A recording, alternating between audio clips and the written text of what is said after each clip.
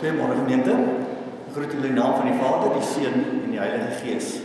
Mag daar vir julle oorvloed van genade en barmhartigheid en vrede wees in hierdie tyd wat ons ingaan.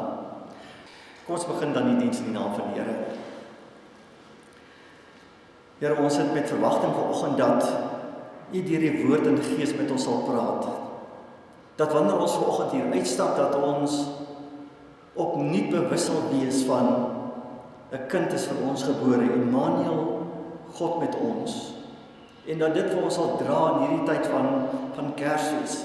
Dat ons met verwagting sal uitsien na 'n jaar wat voorlê, omdat ons weet, God het in ons skoene kom staan. Here, laat U woord en Gees vanoggend dan ook ons harte en gedagtes gevange neem. Want ons bid dit in die naam van Jesus die Here. Amen. So wat vier ons met Kersfees? Wel, ek dink die mees voor die hand liggende antwoord is ons vier Jesus se geboorte. Maar eintlik vier ons baie meer as dit. Ons vier eintlik die grootste wonder wat ooit in hierdie wêreld gebeur het. Ons vier dit dat God mens geword het. God het in die vorm van 'n gewone aardse mens na ons gekom. Johannes beskryf dit so in Johannes 1 in vers 1 as hy sê, in die begin was die woord daar, en die woord was by God, en die woord was self God. Vers 14, die woord het mens geword en onder ons kom woon.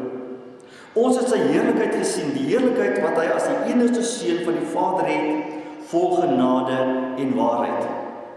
En in die gedeelte wat ons besig is met Filippense, in Filippense 2, vers 6 skryf Paulus, hy sê, hoewel hy, dit is Jesus, in die gestalte van God was, het hy sy gelykheid aan God nie beskou as iets waaraan hy hom moes vasklem nie, maar hy het homself daarvan leeggemaak.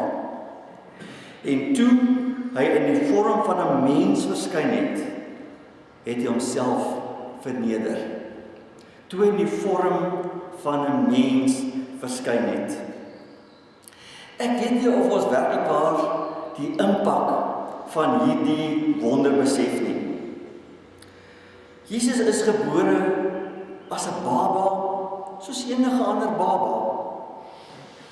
En toe Maria en Josef daar rondom die kribbie staan, was daar nie uitroepe van verbasing en sê, wow, kyk hierdie babatjie, hy lyk dan maar heeltemal anders as 'n gewone baba nie. Ons lees niks daarvan nie.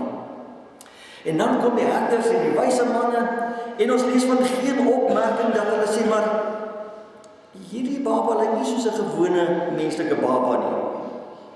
God het in die gestalte van 'n gewone mens na ons gekom. En toe Jesus 'n seentjie was, wonder ek of die mense hom herken het as God in 'n menslike liggaam. Ons weet nie eintlik veel van Jesus se kinderjare nie. Die Bybel sê nie veel daaroor nie.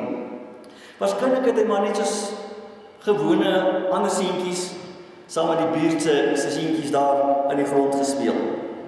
Die enigste wat ons eintlik van sy kinderjare weet, is daar in Lukas 2 vers 41 opgeteken, toe Jesus se ouers saam met hom na die Paasfees in Jerusalem toe gegaan het, en in vers 42 lees ons, toe hy 12 jaar oud was, het alweer soos gebruiklik daarin gegaan vir die fees. Na 3 dae het hy hom by die tempel gekry, dis nou na hom gesoek het toe hy weg was, waar hy tussen die geleerdes sit, en hulle luister en hulle uitvra. En dan sê vers 47, almal wat hom gehoor het, was verbaas oor sy insig en sy antwoorde.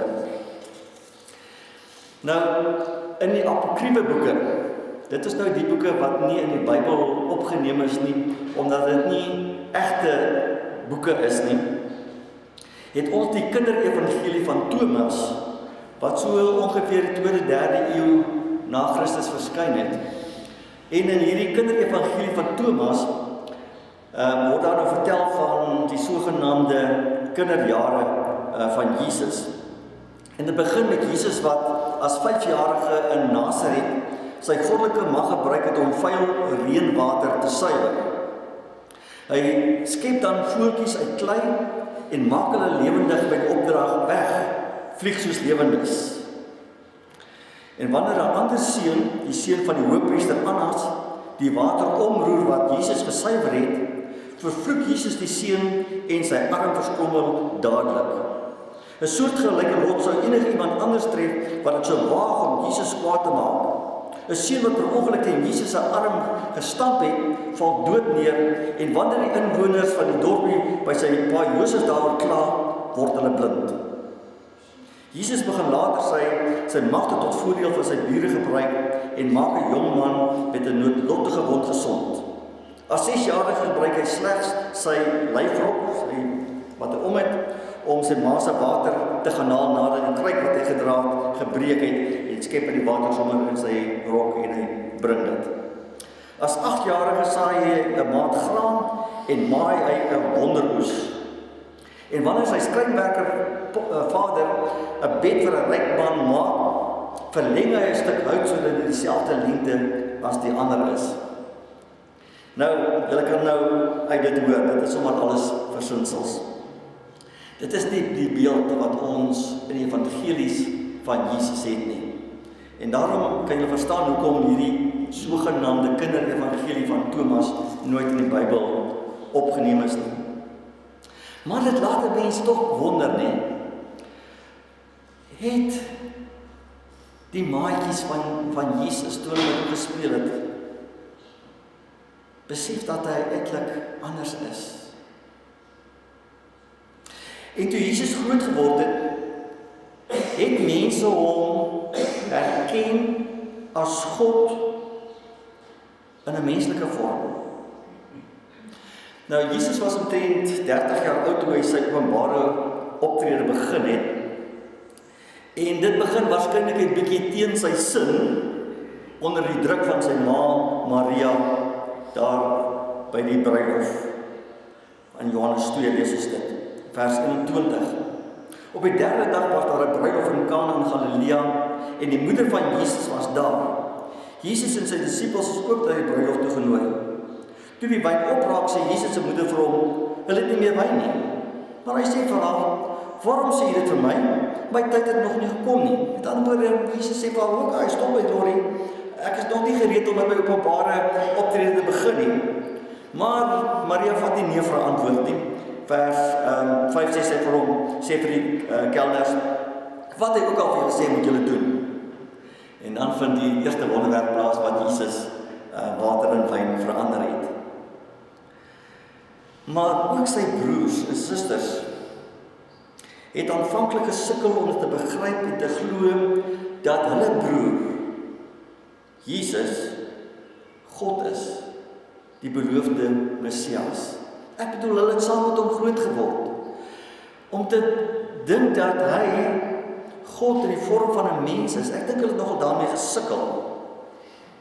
Want ons lees daar in Johannes 7, vanaf vers 3, Jesus se broer sê toe vir hom, gaan jy beheven dan na Judea toe, dat jou disippels daar ook die wonderdade kan sien wat jy doen.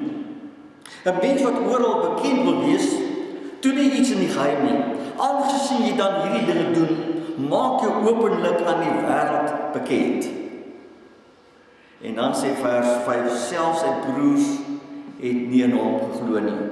Dit het natuurlik later verander en sy broer Jakobus word een van die groot leiers van die vroeë Christelike kerk. Maar kan jy jou indink dat jou boetie of sussie saam met wie jy groot word, wat so gewoon lyk, dat dit God in die vorm van 'n mens is?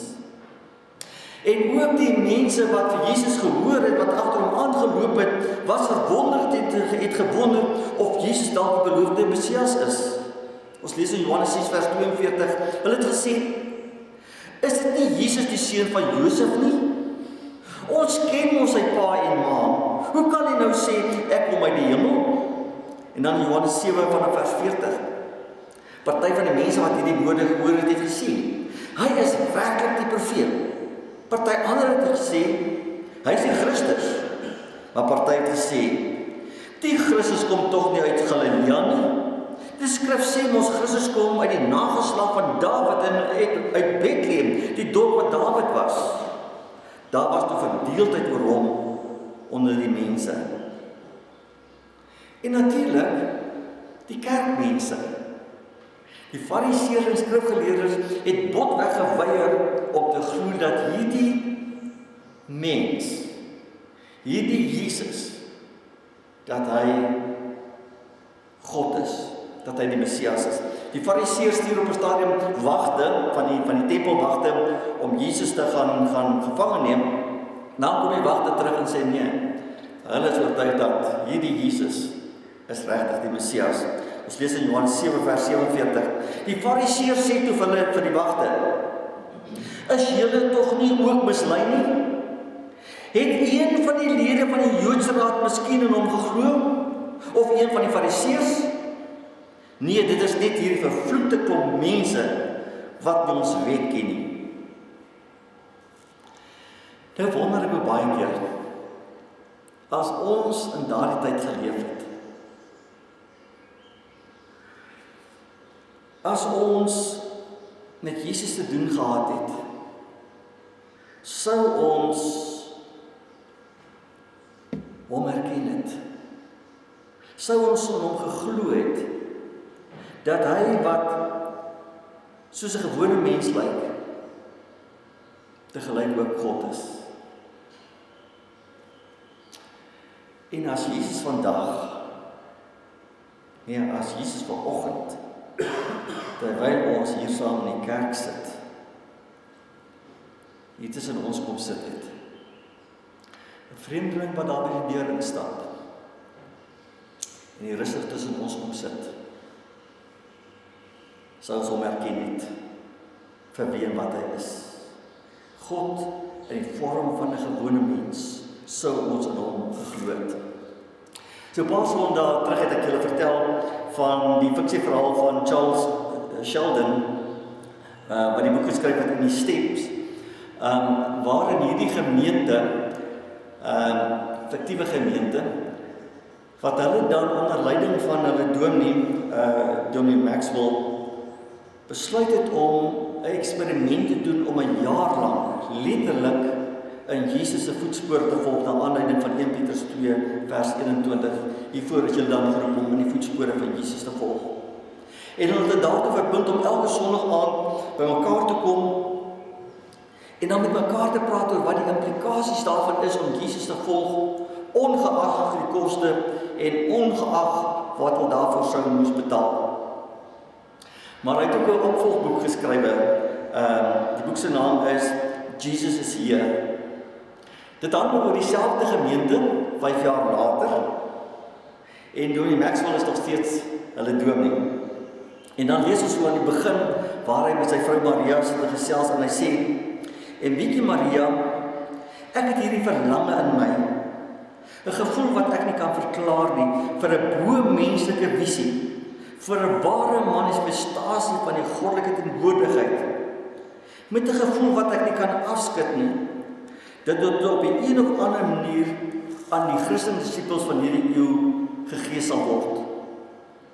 Ek verlang na 'n werklike, egte, vlees en bloed blik op Jesus. Ek voel soms asof ek hom van aangesig tot aangesig moet sien. Hy het vir sy disippels gesê, ek is altyd by julle tot aan die einde van die wêreld. As hy werklik geestelik in die wêreld is, waarom kan ons hom nie sien nie? Kan ons hom nie een of ander tyd in lewende lywe sien nie? My hart roep uit na hom. Nie noodwendig om my geloof te versterk nie, maar om op 'n manier 'n uitdrukking van my liefde vir hom persoonlik aan hom te gee. En van tyd tot tyd vra ek myself af, wat Jesus sou doen en sê in die wêreld waarin ons nou leef. Dit is so anders as die wêreld waarin hy geleef het. Ek sou enigiets gee as ek hom kon sien en kon hoor en aan hom vra kon vra. En ek het die afgelope tyd dikwels gewonder of dit vir hom moontlik is om weer op hierdie aarde te woon. Daar het so 'n lang tyd verloop sedert hy hier was. En die wêreld het dit nodig dat hy weer moet terugkeer. Deur al hierdie eeue heen het die wêreld geveg en gesondig en gelei en liefgehad en wonderlike dinge in sy naam gedoen en dit ter wille van hom. Gewone mense in een era van die wêreld het Jesus gesien en gevoel en gehoor. Waarom sou dit nie vir mense van 'n ander era moontlik wees om dieselfde glorie rondom hulle te hê nie? Waarom sou God nie sy seun weer aan die wêreld gee om ons hoop te verfris en ons geloof te versterk deur vir ons 'n kykie te gee op hom wat eens lank gelede gekom het nie? En dan gaan die verhaal voort dat daar 'n vreemdeling opdaag in die gemeente en dat hierdie vreemdeling dan Jesus is wat nie die soort van wonderwerke doen wat ons sou verwag het wat hy in die evangelies gedoen het nie, maar dat hy in gesprekke gaan met mense wat die pad byster geraak het, mense wat moedeloos geraak het, mense wat langs die pad uitgesak het en sy woordbediening aan hulle verander dan hierdie mense se lewens. Wat as die wonder van Kersfees vandag weer sou gebeur? Dat Jesus weer mens word en hier tussen ons kom woon. Sou ons hom erken? Sou ons in hom glo? In 1995 sing 'n vrou met die naam van Joan Osborne 'n lied. What if God was one of us? En as jy daai lied vir ons daar gou sal aansit asseblief. En jy op die agterkant van julle pamfletjies kyk, is die woorde daar afgedruk. En in hierdie lied verwoord sy iets hiervan, wat sou gebeur as God 'n vreemdeling sou verskyn hier tussen ons, sou ons hom op die ouende herken.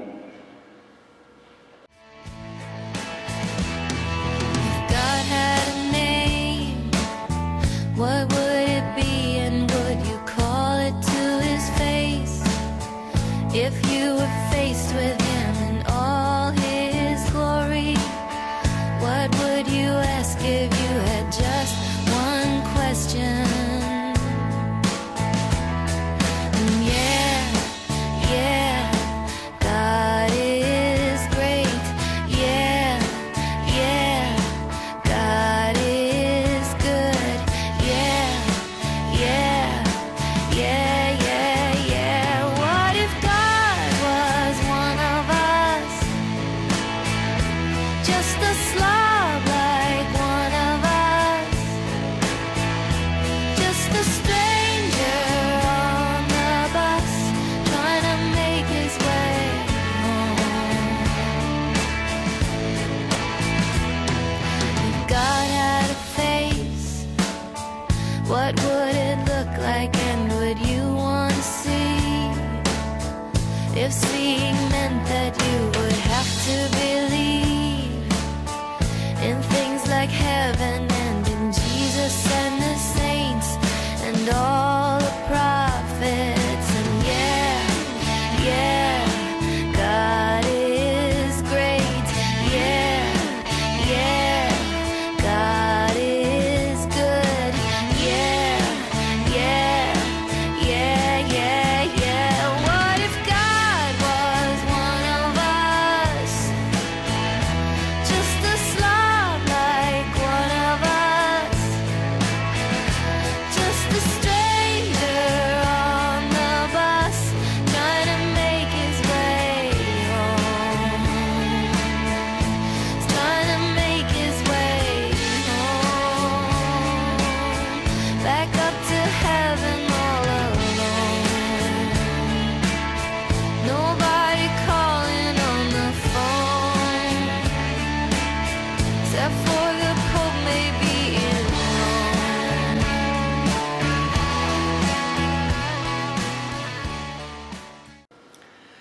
What if God were one of us, just a stranger on the bus?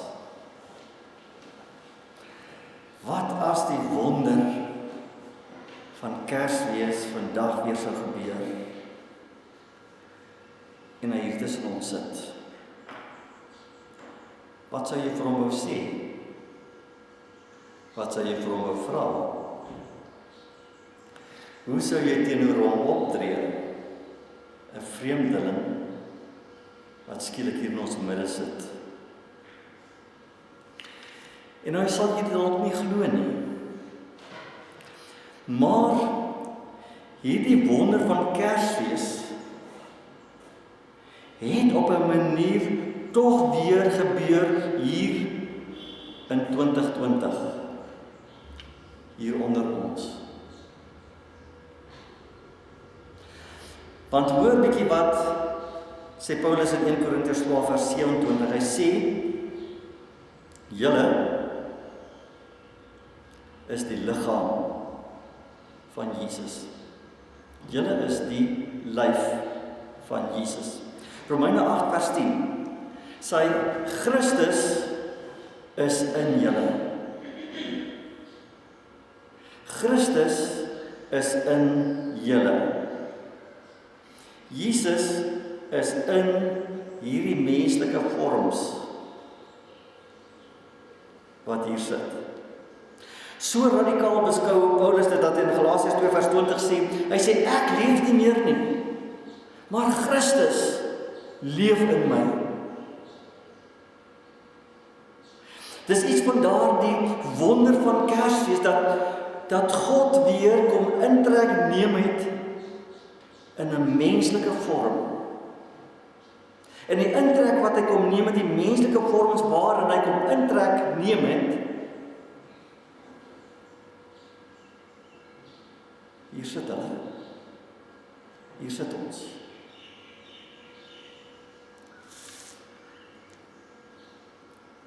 Kyk 'n bietjie na die persoon wat vanoggend langs jou sit. Kyk 'n bietjie. Dis nie maar net jou man of jou vrou of jou familielid of ook al nie. Die persoon wat jy langs jou sien. Die persoon wat jy langs jou sien is Jesus in die lyf van daardie persoon. Dis iemand in wie Jesus woon. So wanneer jy met hierdie persoon te doen het, ja, hierdie persoon langs jou. Wanneer jy met hierdie persoon te doen het, wanneer jy met hierdie persoon praat, dan het jy met Jesus self te doen, want Jesus woon in die lyf, in die liggaam van hierdie persoon langs jou. Dis iemand wat die liggaam van Christus is. Iemand wat sê, weet jy wat, ek leef nie meer nie, maar Christus leef in my. En wanneer jy vandag by die huis kom, gaan kyk 'n bietjie in die spieël. Wat sien jy? Want die persoon wat jy daar in die spieël sien, is nie sommer net 'n gewone mens nie. Die persoon wat jy daar in die spieël sien, is Jesus in die lyf van daardie persoon in die spieël. Iemand in wie Jesus woon. En daarom moet jy in die spieël kyk en sê, weet jy wat? Ek is nie maar net 'n gewone mens nie. Ek is nie nutteloos nie. Ek is nie niks werd nie. Ek is iemand in wie Jesus Christus woon. Ek is iemand in wie die wonder van Kersfees soort van weer plaasgevind het. Mens vat nogal 'n bietjie tyd om dit te bedink. Ek is hierdie week by 'n afsluitingsfunksie van ons kantoor en van my kollegas praat daaroor dat hierdie jaar was vir hulle so verskriklik de mekaar en moeilik geweest. En sê die een persoon, hy sê hy het ontdek dat as hy in die oggend vir 10 minute mediteer, lyk sy dag totaal anders. Hy het nou hierdie app op sy foon wat hom help om in die oggend hierdie 10 minute te mediteer. Nou wonder ek, as ons elke oggend, alles net vir 'n paar minute, sou gaan stil sit en bedink, ek leef nie meer nie. Christus leef in my. Christus is in my. Ek is die liggaam, die lyf van Jesus. Hoe sou hierdie dag tegemoet gaan? En as jy in daardie tyd begin dink aan die mense rondom jou, jou gesin, jou familie, jou vriende, selfs diegene met wie jy nie so lekker oor die weg kom nie, wat so nou en dan jou 'n bietjie verkeerd opvryf. En jy gaan sit net 'n oomblik en dink, daardie persoon, daardie gelowige, want dit geld net vir gelowiges. Daardie gelowige, Christus, is in daardie persoon.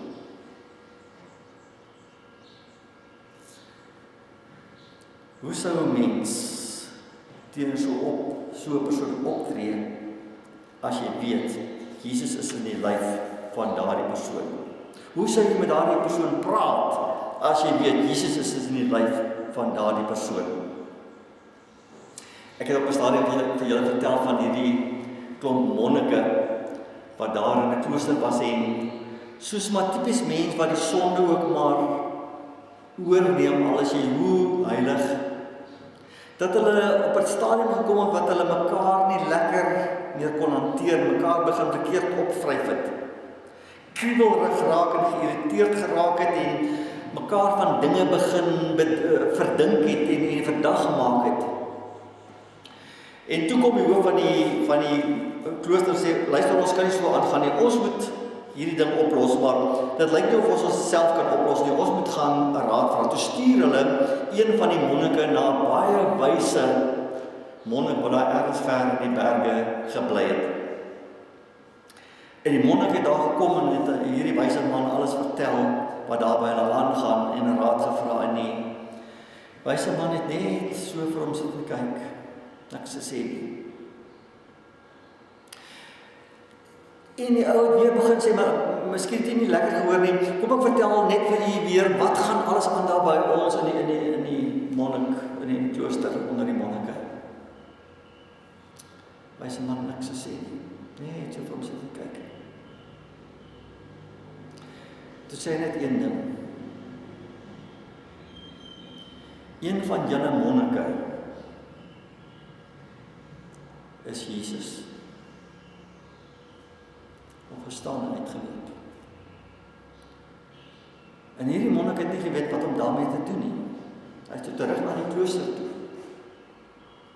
Nee, en dan vra hom, en wat sê hierdie wyse man, hoe los ons dit op? Hy sê, hierdie man het eintlik niks gesê nie. Hy het net een sinnetjie gesê. Wat het hy gesê? Hy het net gesê, een van ons is Jesus. Watter ene? Nee, het nie gesê nie. En so het hulle na mekaar begin kyk en wonder. Watter een van ons is Jesus? En dit het hulle hele optrede teenoor mekaar begin verander, want sê nou maar die persoon wat ek mee te doen het, is regtig Jesus. Ek kan nie vir daai persoon kwaad wees nie, ek kan nie vir daai persoon verdag maak nie, ek kan nie kwaad praat vir daai persoon nie. En hier sit die gelowiges. Hier is die gelowiges in wie Jesus woon. Kyk weer na die persoon langs jou. Johannes 1 vers 14 sê, die wonder van Kersfees is dat die woord het mens geword en onder ons kom woon. Amen. Kom ons bid saam. Here, ons staan verwonderd oor die Kersgebeure. Dat U wat God is, die hemel verlaat het. En terwille van ons 'n mens kom word het in hierdie goddelose wêreld waarin ons lewe. 'n Wêreld waarin ons oorval word met armoede en met ellende.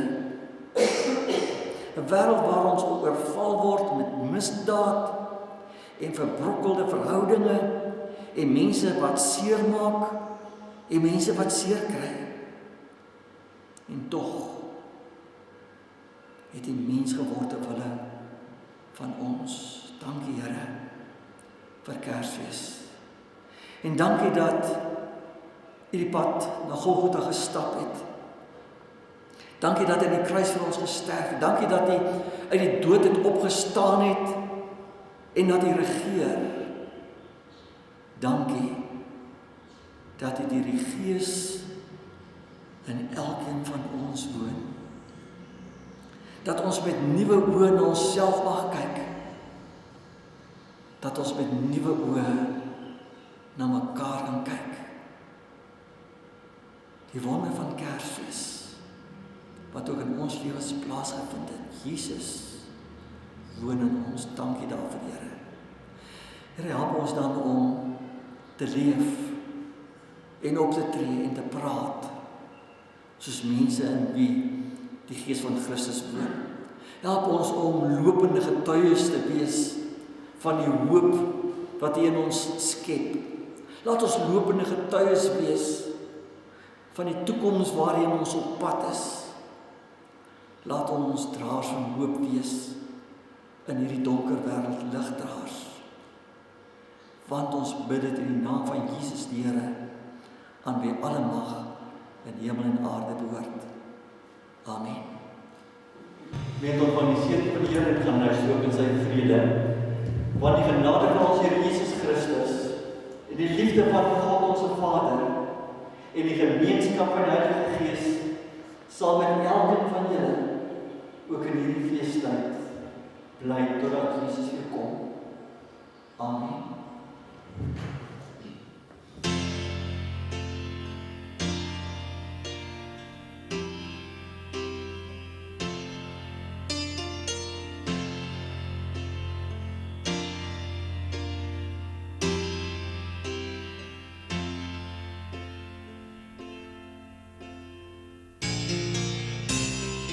Wie sou kon dink dat eeuwe terug, soos die profete sê, in Bethlehem 'n kind sou kom, wat in 'n krib sou lê. En wie sou kon dink dat hierdie kind, Maria en Josef se seun, die sonde van hierdie wêreld op homself sou neem. En wie sou kon glo dat hierdie kind, wat lag en speel en sing, vir al sy maatjies in die buurt en vir ons die lig sou bring. En wie sou kon droom dat hierdie kind die wonder laat gebeur, dat dooies opstaan en doowes hoor en sondaars hul bekeer. En wie sou kon raai dat hierdie kind vir wêreldse pyn en nood as verlosser aan 'n kruis sou sterf en opstaan uit die dood. En ek weet dit gewis, dat hierdie kind die redder is. En ek glo dit gewis, dat hierdie kind ons hoop en redding is.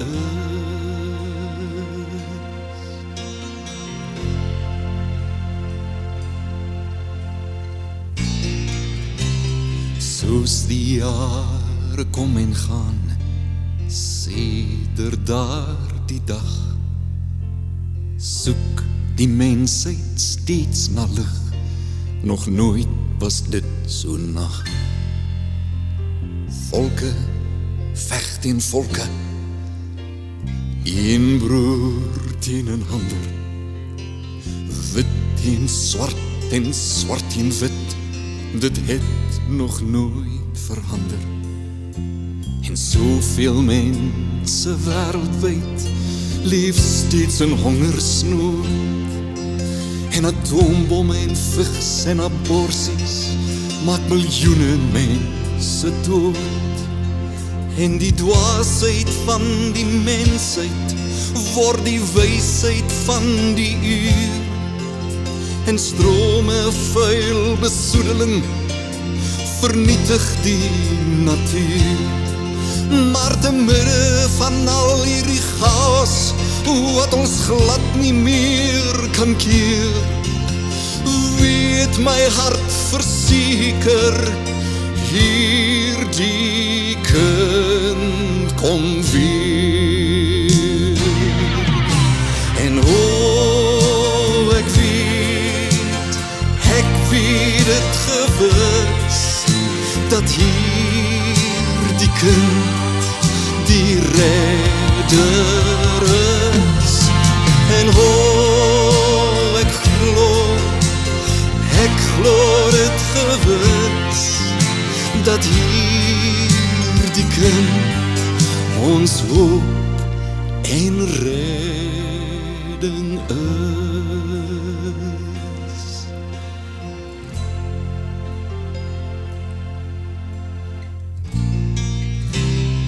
Wie sou kon dink dat hierdie kind weer eendag terug sal keer, om as regter te kom oordeel en as koning te regeer. Verstaan jy nou, hoe kan jy sien wie hierdie kindjie is, dat hy die regter die enigste hoop vir hierdie